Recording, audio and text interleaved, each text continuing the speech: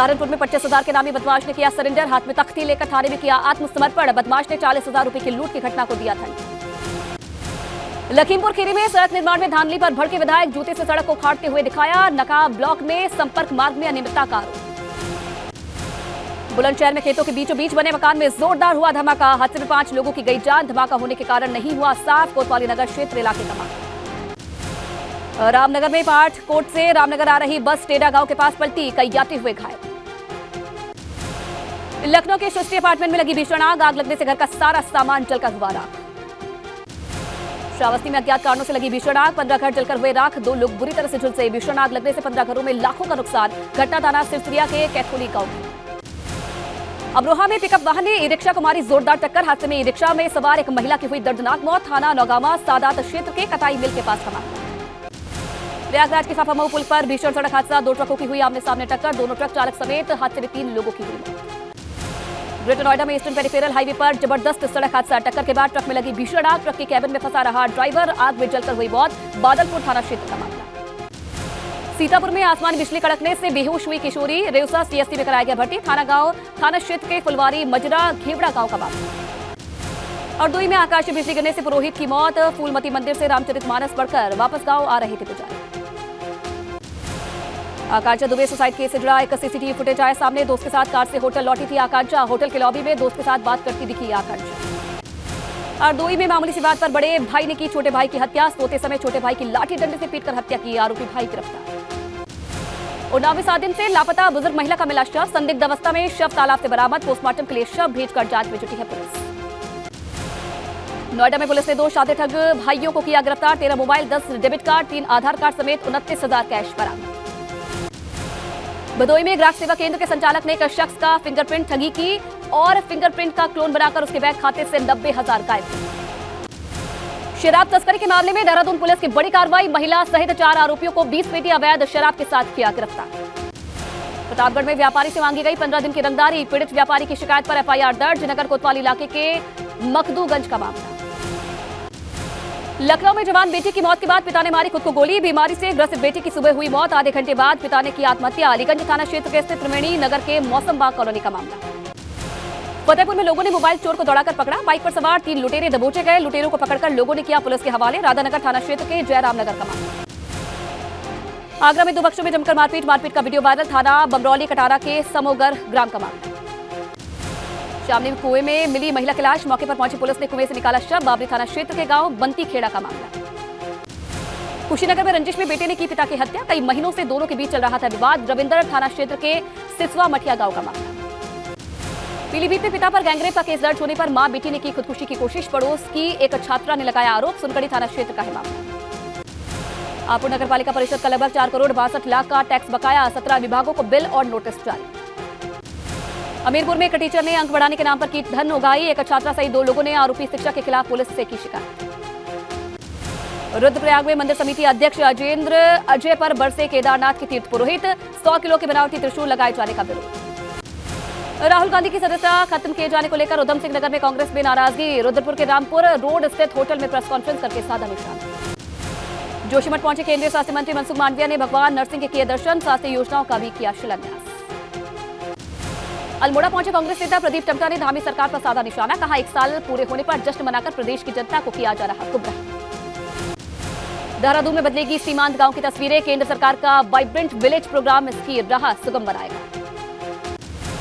टिहरी में 4 धाम यात्रा को जोड़ने वाले एकमात्र पुल की स्थिति जर्जर, हादसे को दावत दे रहा घनसाली के भिलंगना नदी पर बना स्टील वाटर पुल। उत्तरकाशी में नगरपालिका ने निविदा आमंत्रित कर कूड़ा छंटाई का काम किया शुरू, तांबाखानी के पास पिछले 5 साल से लगे कूड़े के ढेर से मिल सकती है मुक्ति। दिल्ली न्याय की सेवा में चयन होने पर अनुज्ञा चौहान पहली बार पहुंची जौनसार पहुंचने पर लोगों ने अनुज्ञा और उसके माता पिता का भव्य स्वागत किया। पिथौरागढ़ में सीवर फोंट जड़ी बूटी पैदा कर काश्तकारों की सुधरेगी आर्थिकी, ग्राम्य विकास विभाग काश्तकारों के साथ ग्राम का कर रही है चयन। हल्द्वानी में गुलदार की चहलकदमी, सीसीटीवी में हुई कैद, कटघरिया के मंगला इलाके का मामला। पौड़ी में चौबट्टा खाल के सदड़ा गांव में ग्रामीण सड़क की सुविधा से वंचित, सड़क न होने से ग्रामीणों को सबसे अधिक परेशानी। प्रदेश भर में भाजपा पिछड़ा वर्ग मोर्चा द्वारा चलाया जाएगा गांव-गांव घर घर चलो अभियान, 6 अप्रैल से लेकर 14 अप्रैल तक चलाया जाएगा अभियान। लखनऊ में उप मुख्यमंत्री ब्रजेश पाठक ने बलरामपुर अस्पताल का किया औचक निरीक्षण, ब्रजेश पाठक ने व्यवस्था को जांचा परखा, अधिकारियों को दिए दिशा निर्देश। अमेठी में रामनवमी शोभा यात्रा के दौरान पुलिस ने डीजे को किया सीज। डीजे सीज होने से आक्रोशित हुए व्यापारी। आक्रोशित व्यापारियों ने अपनी दुकानों को किया बंद। बहराइच में जरवल पुलिस के खिलाफ व्यापारियों ने दुकान बंद कर शुरू की नारेबाजी। पुलिस द्वारा व्यापारी से अभद्रता किए जाने से नाराज है व्यापारी। जरवल थाना क्षेत्र के जरवल बाजार का मामला। अमरोहा में कमिश्नर आंजनेय सिंह कलेक्ट्रेट का किया वार्षिक निरीक्षण। कर्मचारियों को अभिलेखों सहित रखरखाव के निर्देश दिए। कमिश्नर ने कलेक्ट्रेट परिसर में किया पौधारोपण। गाजीपुर में जल्द 130 सड़कों का नाम शहीदों के नाम होगा। जिला पंचायत सदस्यों की बैठक में प्रस्ताव हुआ पास। वाराणसी में गाड़ी के नंबर प्लेट पर जाति लिखवाने वालों पर बड़ी कार्रवाई। ट्रैफिक विभाग ने 784 लोगों पर किया चालान। बस्ती में सामुदायिक शौचालय निर्माण में हुआ बंदरबाट। 7 लाख रुपए का बजट निकालकर किया बंदरबाट। माधोपुर ब्लॉक के रामनगर गांव का मामला। नोएडा में कोरोना के 56 केस एक्टिव। रोजाना 600 से 700 लोगों को हो रही है टेस्टिंग। पॉजिटिव मरीजों को आइसोलेशन वार्ड में किया भर्ती। गाजियाबाद में पहली रीजनल रेल का मुख्य सचिव दुर्गा शंकर मिश्र ने किया निरीक्षण। पहले फेज में गाजियाबाद के दुहाई डिपो से साहिबाबाद रेलवे स्टेशन तक चलेगी रेल। उन्नाव में 1 अप्रैल से लखनऊ कानपुर नेशनल हाईवे 27 पर फर्राटा भरने के लिए अधिक देना होगा टोल। नवाबगंज टोल प्लाजा पर 5 से 45 रुपए की बढ़ोतरी। आजमगढ़ में दिखी हिंदू मुस्लिम एकता की मिसाल। हिंदू परिवार देर रात तक घरों में बांट रहा है शहरी। नमाज अदा करने के बाद लोगों को बांटी जाती है शहरी। आजमगढ़ के कौड़िया गांव का मामला। मथुरा में रामनवमी पर शोभा यात्रा के दौरान मस्जिद के पास बनी दुकानों में फहराया गया भगवा झंडा। झंडा फहराने का वीडियो सोशल मीडिया पर वायरल वीडियो का पुलिस ने लिया संज्ञान। ललितपुर में कांग्रेस के वरिष्ठ नेता पूर्व सांसद सुजान सिंह बुंदेला का निधन। 1984 और 99 में चुनाव जीतकर पहुंचे थे लोकसभा। केदारनाथ धाम में पिछले 15 दिनों से लगातार बर्फबारी जारी। बर्फबारी के कारण यात्रा व्यवस्थाएं बुरी तरह से चरमराई। हमीरपुर में तेज हवाओं के साथ हुई बारिश। तेज बारिश होने के चलते खेत में खड़ी गेहूं की फसलों को भारी नुकसान। अमरोहा में भी हुई मूसलाधार बारिश। गेहूं आम की फसल को बरसात से भारी नुकसान। भारी बारिश से किसानों के चेहरे पर छाई चिंता की लकीर। सहारनपुर में भी बीती रात से हो रही है बारिश। तेज बारिश से फसलों को भारी नुकसान। उत्तरकाशी में बारिश से तापमान में आई गिरावट। मौसम विभाग की जानकारी सटीक हुई साबित। देहरादून में भी बदला मौसम का मिजाज। बीती रात से हो रही लगातार बारिश से तापमान में भी आई गिरावट। बड़कोट में भी मौसम ने बदली करवट। यमुना घाटी में आधी रात से बारिश। पारा करीब 5 डिग्री तक लुढ़का। और रानीखेत में एक बार फिर से सच साबित हुई मौसम विभाग की भविष्यवाणी। चौबटिया में बारिश के साथ भारी ओलावृष्टि। मसूरी में बारिश के चलते लाइब्रेरी चौक के पास वाल्मीकि मंदिर के सामने होटल का पुष्टा गिरा। कई गाड़ियां हुई क्षतिग्रस्त। श्रावस्ती में अचानक मौसम ने ली करवट। आसमान में काले बादलों के साथ शुरू हुई बारिश से गेहूं की खड़ी फसलों को हो सकता है भारी नुकसान। बिजनौर में आंधी तूफान के साथ तेज बारिश ने किसानों की तोड़ी कमर। गेहूं सरसों की फसलें हुई बर्बाद। बांदा में भी तेज बारिश के साथ ओलावृष्टि हुई। खेतों पर खड़ी गेहूं चना और मसूर की फसलों को नुकसान। किसान है परेशान। उमेश पाल अपहरण केस में अतीक अहमद को 3 दिन पहले उम्र कैद की सजा सुनाई गई है। तो अब मायावती की पार्टी बीएसपी ने उनकी पत्नी शाइस्ता परवीन को बड़ा झटका दे दिया है। मात्र 3 महीने में मायावती का अतीक परिवार से मोहभंग हो गया। बसपा की मुखिया मायावती ने सजायाफ्ता अतीक अहमद की पत्नी शाइस्ता परवीन को बड़ा झटका दिया है। मायावती ने मेयर चुनाव के लिए शाइस्ता का टिकट काट दिया। बसपा ने अब किसी नए चेहरे को टिकट देने का फैसला किया है। हालांकि इसका औपचारिक ऐलान 3 अप्रैल को प्रयागराज में होने वाली पार्टी पदाधिकारियों की बैठक में औपचारिक तौर पर किया जाएगा। नए उम्मीदवार का नाम तय करने के लिए मायावती ने 2 अप्रैल को लखनऊ में पार्टी के बड़े नेताओं की एक बैठक भी बुलाई है। मायावती की पार्टी बीएसपी ने अतीक की पत्नी शाइस्ता परवीन का मेयर का टिकट काटे जाने का फैसला कर लिया है। 3 अप्रैल को प्रयागराज में पार्टी के बड़े पदाधिकारियों की एक बैठक रखी गई है। इस बैठक में ही बयान जारी कर ये साफ कर दिया जाएगा कि अतीक अहमद की पत्नी शाइस्ता परवीन की उम्मीदवारी खत्म की जा रही है। दरअसल अतीक अहमद की पत्नी शाइस्ता परवीन ने इसी साल 5 जनवरी को बीएसपी की सदस्यता ली थी। इस मौके पर सरदार पटेल संस्थान में आयोजित जनसभा में बीएसपी ने प्रयागराज में मेयर की सीट के लिए शाइस्ता परवीन को उम्मीदवार बनाए जाने का ऐलान भी किया था। लेकिन 24 फरवरी को उमेश पाल शूटआउट केस के बाद पूरा मामला उलट गया। उमेश पाल हत्याकांड में नामजद होने के बाद से शाइस्ता फरार है। प्रयागराज पुलिस ने शाइस्ता पर 25,000 रुपए का इनाम भी घोषित कर रखा है। इधर बरेली जेल में बंद उमेश पाल हत्याकांड के आरोपी अशरफ को एक बार फिर से प्रयागराज लाया जा रहा है। उमेश पाल अपहरण केस में बरी होने के 48 घंटे बाद माफिया अतीक अहमद के छोटे भाई अशरफ पर अब उमेश पाल की हत्या के मामले में कानून का शिकंजा कसने लगा है, क्योंकि प्रयागराज पुलिस अब अशरफ की रिमांड लेने के लिए उसे वापस बरेली जेल से प्रयागराज ला रही है। उमेश पाल हत्याकांड के आरोपी अतीक अहमद के भाई अशरफ की मुश्किलें बढ़ती नजर आ रही हैं। बरेली जेल से अब उसको प्रयागराज ले जाया जा रहा है और प्रयागराज पुलिस बरेली जिला जेल पर पहुंच चुकी है और यहां से अब उसको कड़ी सुरक्षा व्यवस्था में प्रयागराज ले जाया जाएगा। दरअसल उमेश पाल की हत्याकांड की जांच के बाद सामने आया था कि उमेश पाल की हत्या में शामिल शूटर्स ने वारदात को अंजाम देने से पहले बरेली जेल में जाकर अशरफ से मुलाकात की। तभी से अशरफ प्रयागराज पुलिस और एसटीएफ की रडार पर है। जेल वो जेल है, यहीं से उमेश पाल की हत्या की साजिश रची गई थी। आरोप ये है कि हत्याकांड से पहले शूटर बरेली जिला जेल में पहुंचे थे और यहां पर हत्या का पूरा साजिश रची गई थी। उसके बाद उमेश पाल की हत्या प्रयागराज में की गई थी। 28 मार्च को ही अशरफ और उसके बड़े भाई अतीक को उमेश पाल अपहरण कांड में फैसले के लिए प्रयागराज लाया गया था और इस मामले में उम्र कैद मिलने के बाद अतीक को वापस गुजरात की और अशरफ को बरी होने के बाद बरेली जेल रवाना कर दिया गया था। लेकिन अब एक बार फिर से पूछताछ के लिए अशरफ प्रयागराज लाया जा रहा है। वहीं यूपी निकाय चुनाव का काउंटडाउन शुरू हो चुका है। आरक्षण सूची जारी होने के बाद भाजपा ने अपने विजय प्लान को जमीन पर उतारना शुरू कर दिया है। निकाय चुनाव की मोर्चाबंदी के लिए भाजपा ने अभी सभी मोर्चों को लगा दिया है। हर मोर्चे को अलग अलग जिम्मेदारी दे दी गई है। भाजपा का सबसे ज्यादा फोकस उम्मीदवारों के चुनाव पर है।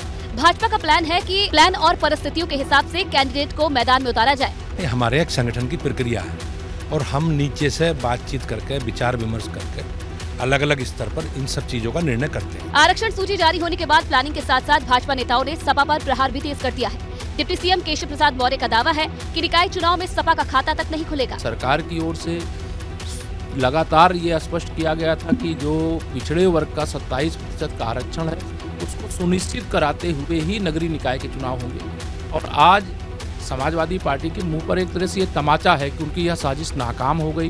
बीजेपी के दया शंकर सिंह तो मानते हैं कि सपा के मुखिया सिर्फ बयान देते हैं, पार्टी की साख जमीन पर खत्म हो चुकी है। समाजवादी पार्टी केवल बयान देती है कि तैयारी उनकी कोई तैयारी नहीं, न उनके पास वोट ही नहीं है, वो तो आजकल बंगाल में घूम रहे हैं। जाहिर है यूपी में नगर निकाय के बाद लोकसभा चुनाव होना है और इसलिए नगर निकाय चुनाव को लोकसभा चुनाव का सेमीफाइनल माना जा रहा है। नगर विकास विभाग की तरफ से सीटों के आरक्षण का नोटिफिकेशन जारी हो चुका है और उम्मीद है कि अप्रैल के पहले हफ्ते के बाद तारीखों का ऐलान भी हो जाए। लिहाजा सपा ने अपने प्लान पर काम करना भी शुरू कर दिया है। आरक्षण सूची जारी होने के बाद निकाय चुनाव के दावेदारों ने दम लगाना शुरू कर दिया है। इसी कड़ी में लखनऊ के पार्टी कार्यालय में अखिलेश यादव ने अलग अलग जिलों से आई टिकट की इच्छा रखने वालों से मुलाकात की। उत्तर प्रदेश में निकाय चुनाव के लिए रास्ता साफ हो चुका है। समाजवादी पार्टी की अगर बात करें तो पार्टी कार्यालय पर खुद पार्टी के राष्ट्रीय अध्यक्ष अखिलेश यादव मौजूद हैं। तमाम सारे जो कार्यकर्ता हैं अलग अलग जिलों से वो यहां पर पहुंचे हैं।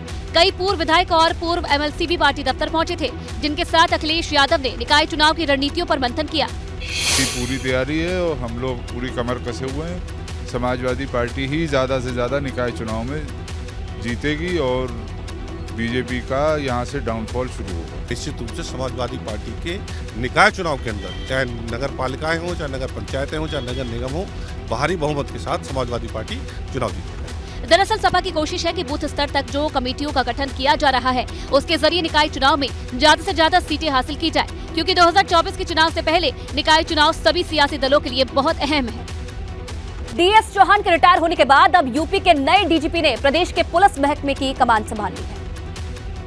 आरके विश्वकर्मा यूपी के नए पुलिस महानिदेशक नियुक्त किए गए हैं। हालांकि आरके विश्वकर्मा भी कार्यवाहक डीजीपी ही होंगे। सर्वप्रथम मैं परम श्रद्धेय मुख्यमंत्री जी का धन्यवाद देना चाहूँगा कि उन्होंने आपकी बात मुझे हिट करने का मौका दिया है। पूर्वांचल के जौनपुर के रहने वाले आरके विश्वकर्मा 1988 बैच के आईपीएस अफसर हैं। नियुक्ति से पहले पुलिस भर्ती और प्रोन्नति बोर्ड के अध्यक्ष थे। इसके अलावा आरके विश्वकर्मा के पास EOW DG की जिम्मेदारी भी थी। सपा सरकार में Vishwakarma IG law and order की जिम्मेदारी संभाल चुके हैं। पदभार संभालने के बाद आरके विश्वकर्मा ने कहा कि प्रदेश में सख्त कानून व्यवस्था उनकी पहली प्राथमिकता होगी। माननीय मुख्यमंत्री जी के निर्देशन में इनको बिल्कुल औकात पर रखा गया है, उसी तरह से उसको आगे बढ़ाते हुए और जितने अपराधी प्रवृत्ति के लोग हैं और माफियाज हैं इनको दुरुस्त किया जाएगा। जिस वक्त डीजीपी आरके विश्वकर्मा ने कार्यभार संभाला उसके ठीक पहले 5 आईपीएस अफसरों का तबादला भी हो गया। डीजी जेल आनंद कुमार को डीजी सहकारिता बनाया गया है, जबकि SN साबत को डीजी जेल, MK बशान को डीजी पावर कॉर्पोरेशन और प्रशांत कुमार को लॉ एंड ऑर्डर के साथ EOW का अतिरिक्त चार्ज दिया गया है। तो मैदान से लेकर पहाड़ी इलाकों में तेज हवाओं के साथ बारिश और कई इलाकों में ओलावृष्टि देखने को मिल रही है, जिससे चारधाम यात्रा की तैयारियों को लेकर भी ये काफी प्रभावित हुई है।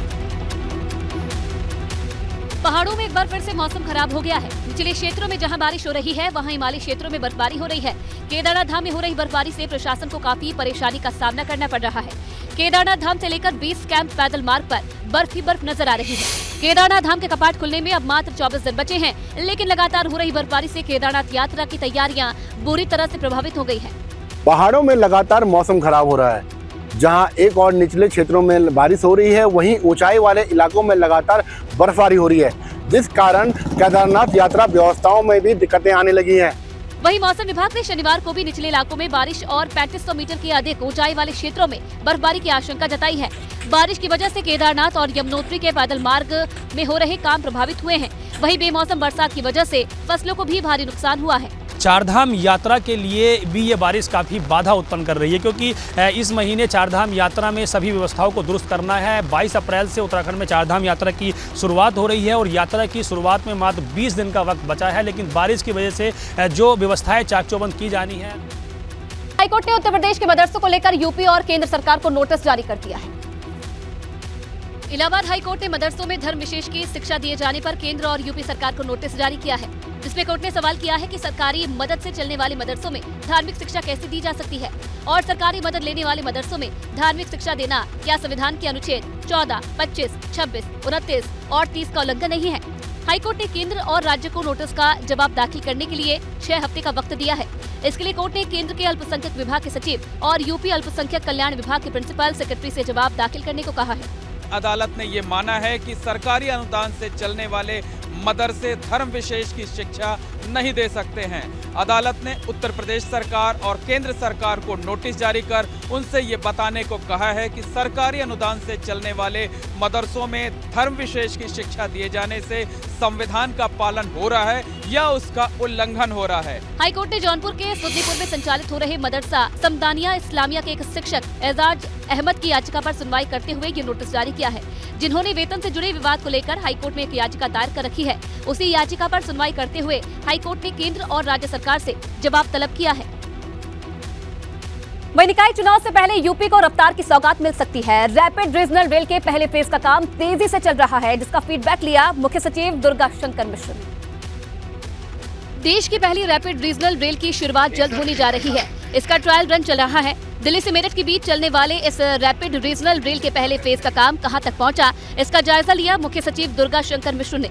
दुर्गा शंकर मिश्र ने दुहाई डिपो से रैपिड रीजनल रेल में बैठकर साहिबाबाद स्टेशन तक सफर किया और कहा कि तय समय से पहले पहला फेज पूरा होगा। देखिए, इसका तो पहले टाइमलाइन रखा गया था, जून 2023 रखा गया था, लेकिन उसके बहुत पहले, मतलब मुझे पूरा विश्वास है जो काम दे करके उसके बहुत पहले हम इस काम को इसका शुरुआत करा देंगे। जनता के लिए एक बहुत बड़ा सौगात होगा। बता दें कि पहला फेज गाजियाबाद की दुहाई से साहिबाबाद तक का है। 17 किलोमीटर का सफर 12 मिनट में तय होगा। इस बीच 5 स्टेशन है: साहिबाबाद, गाजियाबाद, गुलधर, दुहाई और दुहाई डिपो।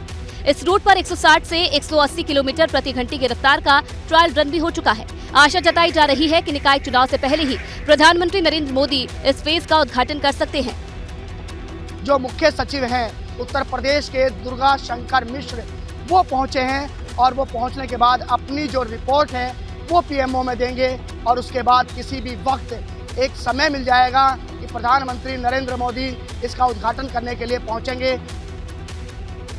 वहीं बेमौसम बारिश ने अन्नदाताओं के अरमानों पर फिर से पानी फेर दिया है। खेतों में खड़ी फसलों को भारी नुकसान हो गया है और अगले 2-3 दिन भी राहत की कोई उम्मीद नजर नहीं आ रही।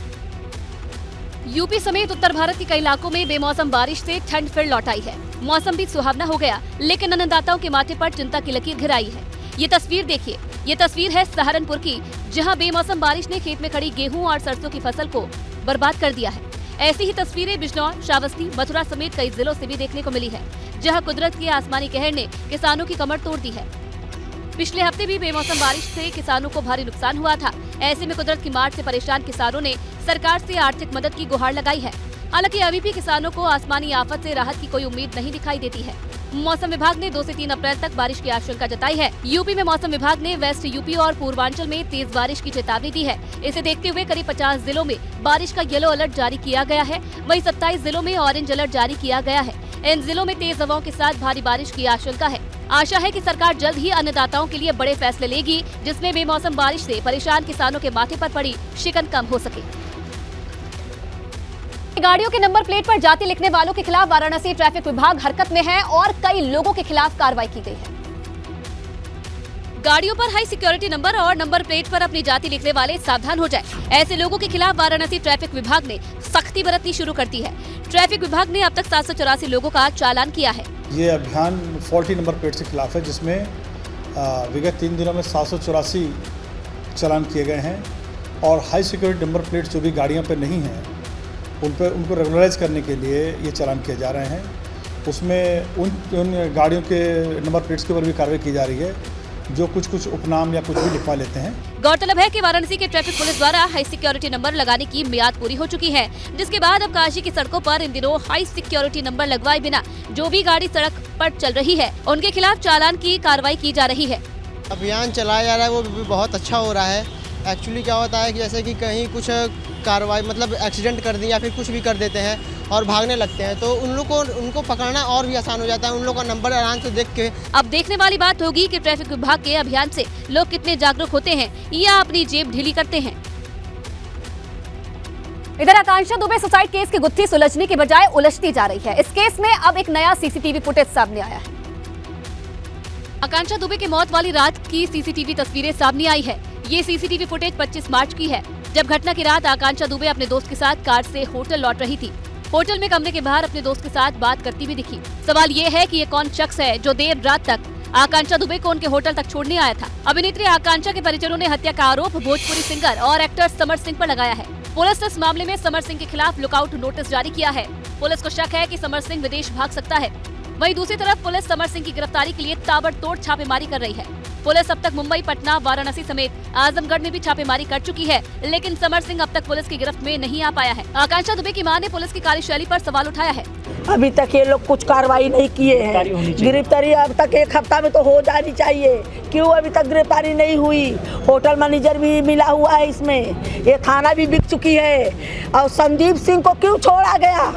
17 मिनट मेरी लड़की के रूम में था, उसको क्यों छोड़ा गया? एक तरफ जहां पोस्टमार्टम रिपोर्ट आने के बाद पुलिस ने इस घटना को खुदकुशी बताया, तो वहीं अभिनेत्री की मां ने ये आरोप लगाया कि साजिश के तहत उनकी बेटी की हत्या की गई है। एक दिन पहले ही आकांक्षा दुबे की मां ने सीएम योगी से न्याय की गुहार करते हुए इस मामले की सीबीआई जांच कराने की मांग की थी। तो इंदौर के बिलेश्वर महादेव झूलेलाल मंदिर हादसे ने पूरे देश को दहला दिया। इस हादसे में 35 से ज्यादा लोगों की मौत हो गई है, जबकि 20 से ज्यादा लोगों का अभी भी इलाज चल रहा है। मंदिर की बावड़ी से लापता आखिरी शख्स सुनील सोलंकी के शव मिलने के साथ ही राहत और बचाव का काम अब बंद कर दिया गया। मंदिर में हुए हादसे के बाद मंदिर ट्रस्ट के अध्यक्ष और सचिव के खिलाफ गैर इरादतन हत्या का केस दर्ज किया गया है। इंदौर के कमिश्नर के मुताबिक सभी लापता लोग निकाल लिए गए हैं। FIR भी दर्ज हुई है, तो टोटल 54 लोग निकले, 36 जो है बॉडीज है और 18 रेस्क्यूड है। लोगों ने खुलासा किया है कि मंदिर प्रबंधन ने इस बावड़ी को भराव किए बगैर ही पैक कर ऊपर से गर्डर और फर्शियां डाल दी, उसके बाद टाइल्स लगा दी थी और यही हादसे की वजह बनी। उत्तर प्रदेश में तुरंत कार्रवाई हो जाती है, मध्य प्रदेश में ऐसे अवैध निर्माण और उसके ऊपर 45 लोगों की जान जा रही है, यहाँ पे कार्रवाई क्यों नहीं है? गुनहगार कौन होता है साहब? सबसे पहले ट्रस्ट के संरक्षक, फिर वार्ड का दरोगा, फिर कलेक्टर, फिर एडिशनल कलेक्टर, फिर कमिश्नर, फिर प्रदेश का गृह मंत्री, फिर प्रदेश का मुख्यमंत्री, सब दोषी है। करीब 60 साल पुराने मंदिर में गुरुवार को रामनवमी पर पूजा की जा रही थी। दिन के तकरीबन 11 बजे हवन हो रहा था। मंदिर परिसर के अंदर बनी एक छत पर 60 से ज्यादा लोग बैठे थे। दोपहर करीब 12:15 बजे स्लैब भरभरा कर गिर गया। सभी लोग 60 फीट गहरी बावड़ी में गिर पड़े। मरने वालों में 21 महिलाएं और 15 पुरुष और 4 बच्चे शामिल हैं।